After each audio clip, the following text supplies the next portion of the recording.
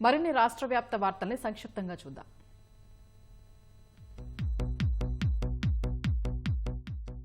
Nellore city నియోజకవర్గంలో 1,55,278 సభ్యత్వాలు నమోదు చేసి రాష్ట్రంలో మొదటి స్థానంలో నిలవడం పై నాయకులను మంత్రి నారాయణ అభినందించారు. నియోజకవర్గ అభివృద్ధి, పార్టీని మరింత బలోపేతం చేయడంపై నాయకులకు మంత్రి దిశానిర్దేశం చేశారు. రోటరీ క్లబ్ విజయనగరం చేస్తున్న సామాజిక సేవలు అభినందనీయమని మంత్రి కొండపల్లి శ్రీనివాస్ అన్నారు. విజయనగరం మెట్రో ఫంక్షన్ హాల్లో ఏర్పాటు చేసిన రోటరీ డిస్ట్రిక్ట్ 35వ కాన్ఫరెన్స్కి విజయనగరం రోటరీ డిస్ట్రిక్ట్ పరిధిలోని 6 జిల్లాల నుంచి 82 క్లబ్బులు పాల్గొన్నాయి. ఈ కార్యక్రమంలో దృష్టిలోపంతో బాధపడుతున్న 75 మంది పిల్లలకు కళ్లద్దాలు, 45 మంది మహిళలకు కుట్టు మిషన్లు రోటరీ క్లబ్ నిర్వాహకులతో కలిసి మంత్రి పంపిణీ చేశారు. కర్నూలు జిల్లా పాణ్యం నియోజకవర్గంలోని యువత కోసం ఎమ్మెల్యే గౌరు చరిత జాబ్ మేళా నిర్వహించారు. ఈ జాబ్ మేళాలో మెడ్ ప్లస్, అమర్ రాజా తదితర కంపెనీలు పాల్గొన్నాయి.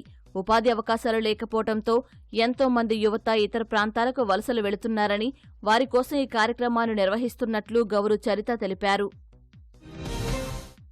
డంపింగ్ యార్డ్ ఫ్రీ స్టేట్గా ఏపీని చెయ్యాలనేది తమ ప్రభుత్వ ప్రధాన కర్తవ్యమని స్వచ్ఛ ఆంధ్ర కార్పొరేషన్ చైర్మన్ పట్టాభి తెలిపారు.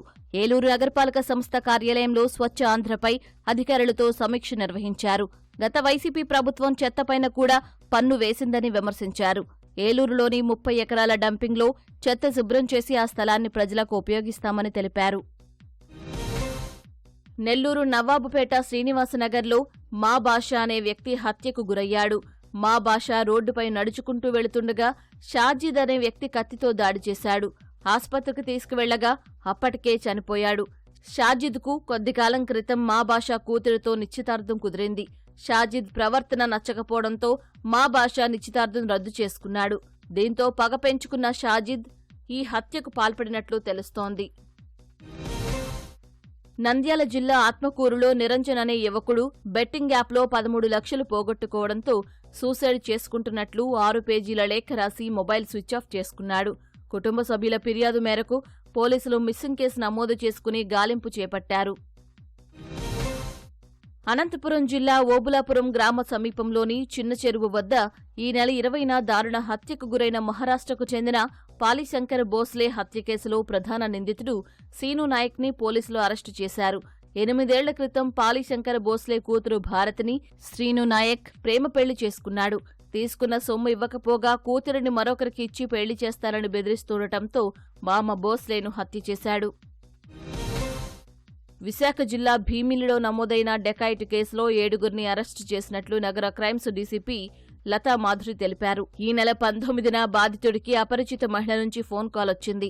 ఆమె పిలుపు మేరకు కలుద్దామని వెళ్లిన సమయంలో 5గురు వ్యక్తులు ద్విచక్ర వాహనాలపై వచ్చి బాధితుడిని బెదిరించి నగదు, ఫోన్ దోచుకెళ్లారు. తర్వాత ఓటీపీ ద్వారా మరో 9,000 వరకు ఏటీఎం నుంచి డ్రా చేశారు.